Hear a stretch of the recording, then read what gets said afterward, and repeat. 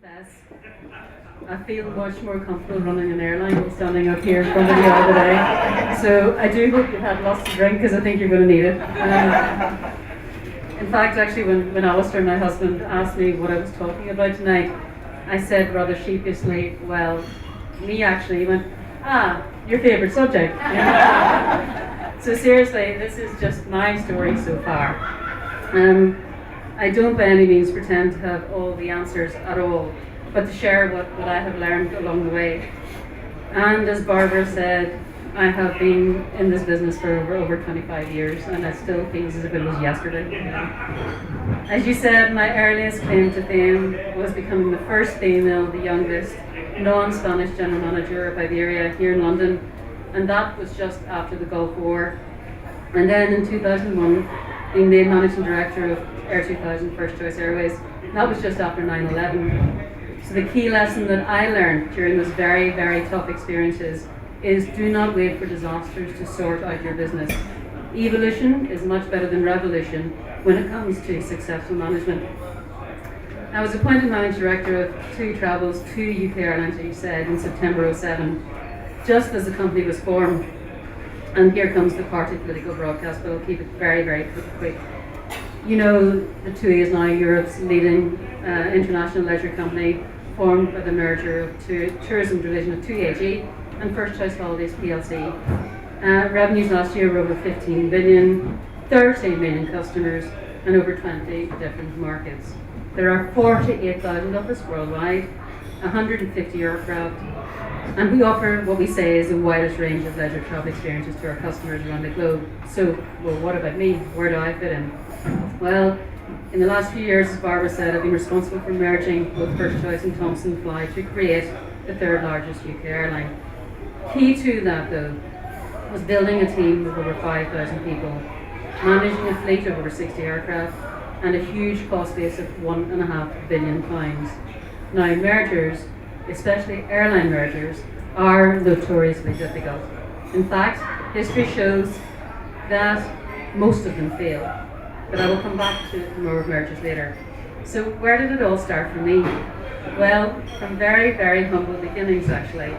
As you can tell, I was born, bred and educated in Northern Ireland in a town called Strabane, which actually, unfortunately, is quite notorious for having been blown up more times than any other town during the Troubles in Northern Ireland.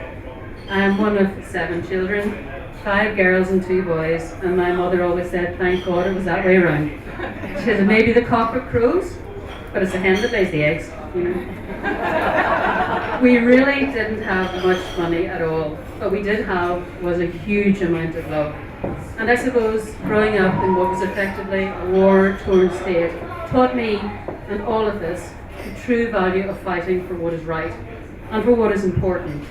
When you see firsthand, as we did, so much death and so much violence, you learn very quickly that life is no dress rehearsal and that it is indeed very, very precious.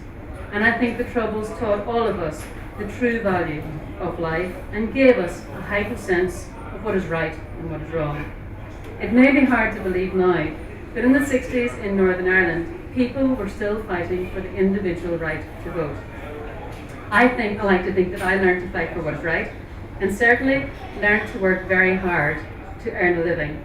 When you don't know how to pay next week's rent, you do get out and you work very, very hard.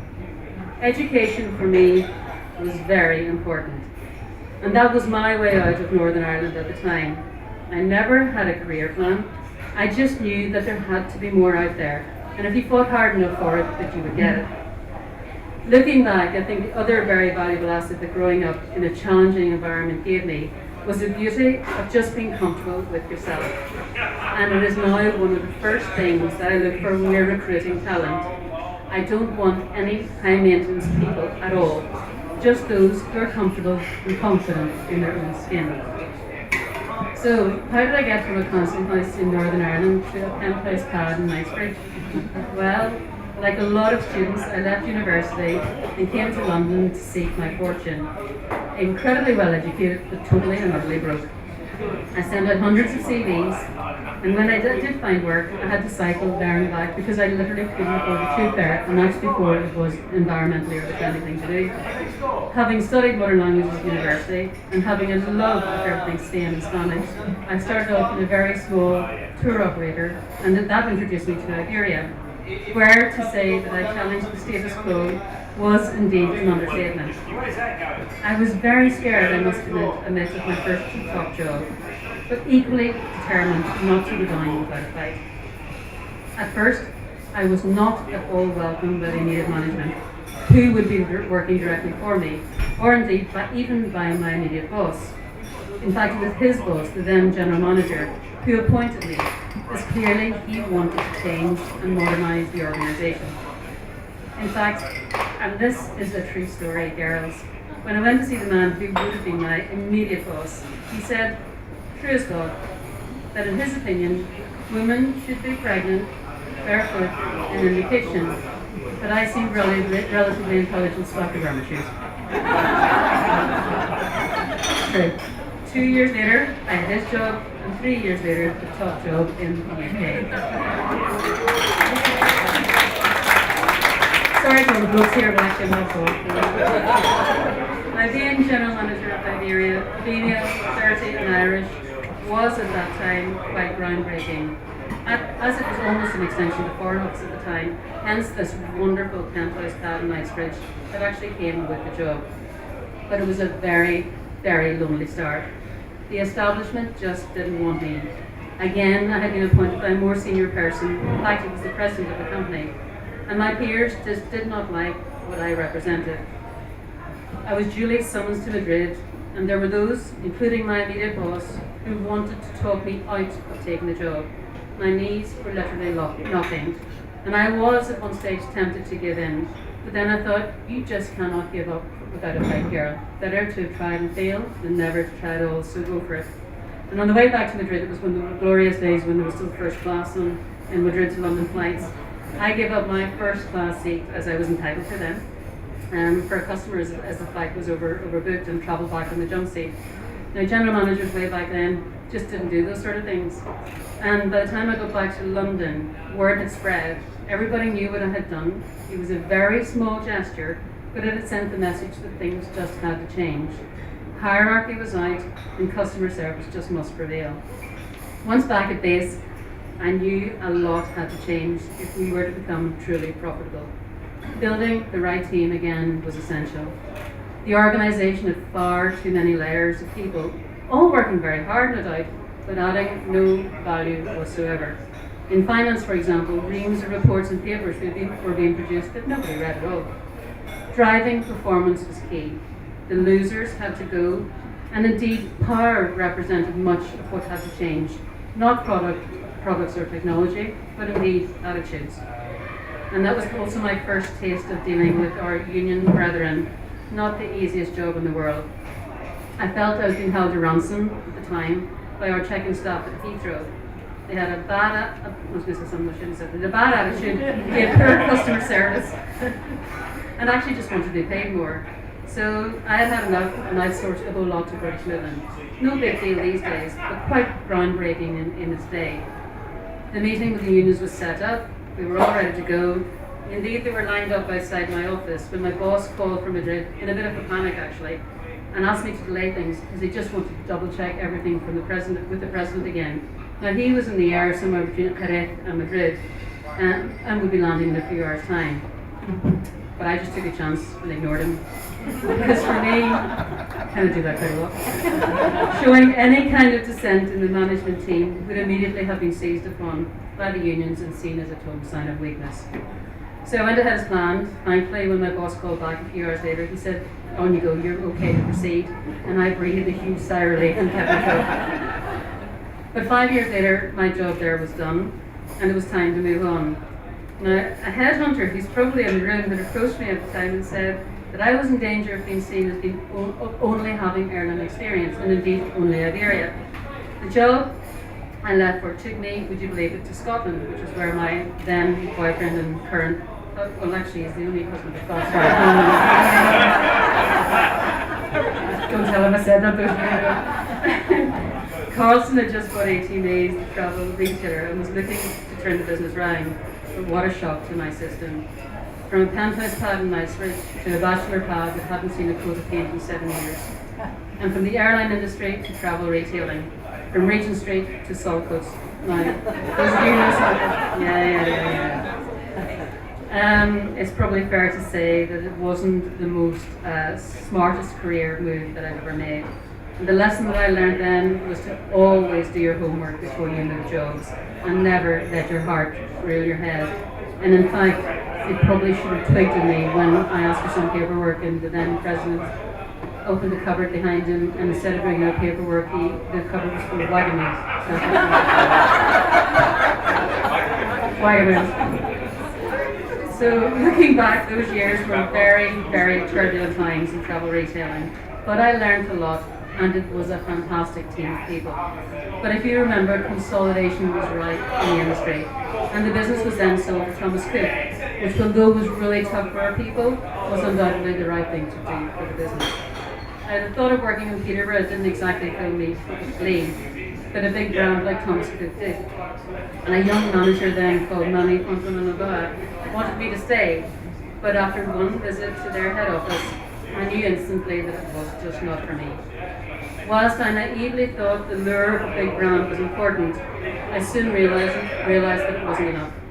For me, it was my first lesson in people versus brands. I have to no doubt that Manny wanted me in the organisation, but the corporation just didn't. I didn't fit. And that's when Peter Long, our current chief exec, called and asked if I would join First Choice. Peter was trying to grab talent early, and thankfully he thought I was good at that. And it immediately just felt like the right thing to do. There was quite a bit of wine involved in the process. But the great thing about First Choice then was that it allowed me and people in general to be themselves. Having fun actually was a necessity, not just a luxury. And we both worked and played hard, but always delivered on our results. So I spent 2 years in First Choice distribution before getting the call to run Air 2000. That meant a move to Manchester, where the airline was based, and the very first words I heard was one of our captains saying, "My word, they're sending a woman to run the airline. What will they think of next?" So I kind of knew again that I was in for another rough ride. But we wanted to make Air 2000 part of First Choice. To build a team truly focused on customer service, we had to make the airline much more cost efficient and truly profitable, and ultimately to create a culture where we would come to work even if we'd won the lottery. The challenges I faced were many and varied. It felt and actually behaved more like an extension of a flying club than a commercial airline. The board was a collection of individuals, not a team. Managers were hierarchical in their approach and considered their positions as reward for time served, not fresh opportunities. We were also losing far too much money in the winter, and then 9/11 happened. So we all know the turbulent times that we suffered then. What I think helped us through, not only through that time but to survive, was the mental toughness of our leaders. We took all the very tough decisions early. We totally reshaped the entire fleet and our team around the tour operator, our customers, and what they wanted. Engaging our people was key, with constant, relevant communication. Even when that also meant replacing the entire airline board and 67% of the senior management team. I wanted leaders, not just managers. This was and is a big people-focused business that just happens to be an airline. Successful union partnership was also key, but tough in our transformation. And quite frankly, I was shocked at how bad the relationship was at the time. Every time both sides met, it was like World War II. Maybe it was my upbringing in Northern Ireland again that taught me that there is no future in fighting. We invested a lot of time, we committed to a change agenda and to a genuine approach to partnership. Even through the tough times, I told my team, well, if Ian Paisley and Jerry Adams can kiss and make up, then surely we can find a way through this too.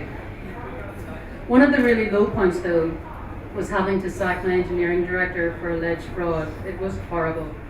Now that was just at the time we had taken the brave and bold decision, I thought, to double our long-haul fleet and totally refurbish them to give our customers greater comfort and entertainment.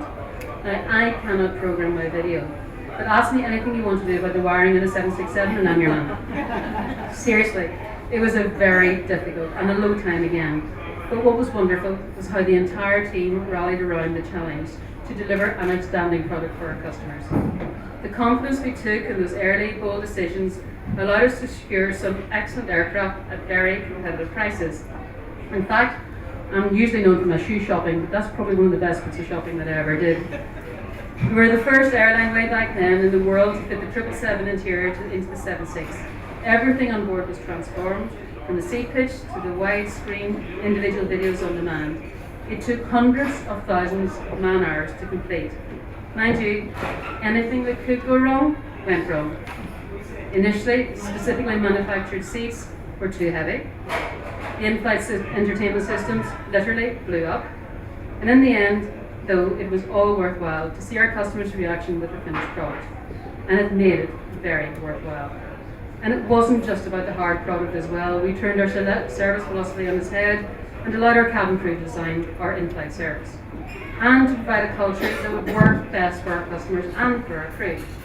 We have a saying still to this day that reflects this, and it is that only a great crew can turn an ordinary flight into the start and the end of a great holiday. And we have literally never looked back.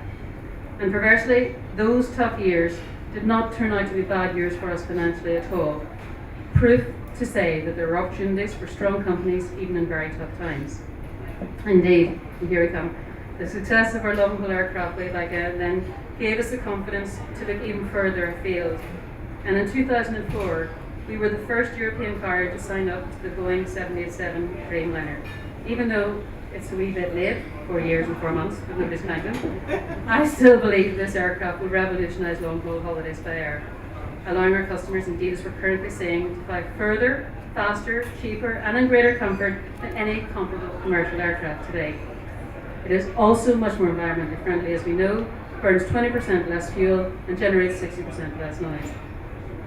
And that probably, by being first, got us an even better deal than the 767s. But my beloved 787, I think my name is intrinsically linked to that aircraft. What can I say now that we've actually got three of them flying? Was it kind of a bit like being married, I guess? One day I love her to bits and the next day I can see her far enough. In fact, it's a bit like working in this business generally. The highs are fantastically high and the lows are deep, very deep. And it's definitely not for the faint-hearted, as you know. Just to illustrate my point, as Barbara said earlier on, let me share the past few weeks with you. At the Paris Air Show, we were really delighted to pick up the best leisure airline in the world, as voted on by customers. And on July the 2nd, I had the fabulous honour of receiving an OBE from Her Majesty Queen Elizabeth. In between, I had taken delivery of our very first Boeing 787 Dreamliner from Seattle to the UK, and on July the 8th, just last Monday, flew on our very first long-haul commercial flight to Cancun. I have to admit there was a wee tear in the eye as we took off, and customers cheered and clapped as we took off and indeed as we landed, and declared it to be the best flight they had ever been on. I flew back on her just last Thursday at 11 again, and the sheer delight of our customers was just fantastic. It made all of our hard work worthwhile, and that was 9 years of hard work by our team. So I thought, kind of good here. It doesn't get much better than this, doesn't it? Yeah. And then not 24 hours later, the same aircraft that I had just flown in on had an air turnback back to Manchester because of a technical issue. Now, turnbacks are unusual, but they're not uncommon.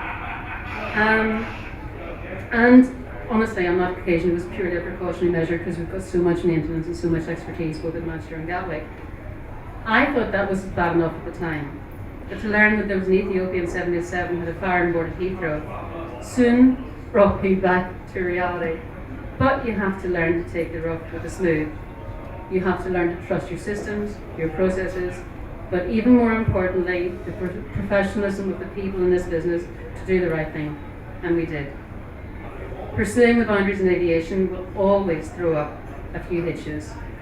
But when the entire fleet was grounded in January this year, after a 4-year delay, I did start to have a few concerns.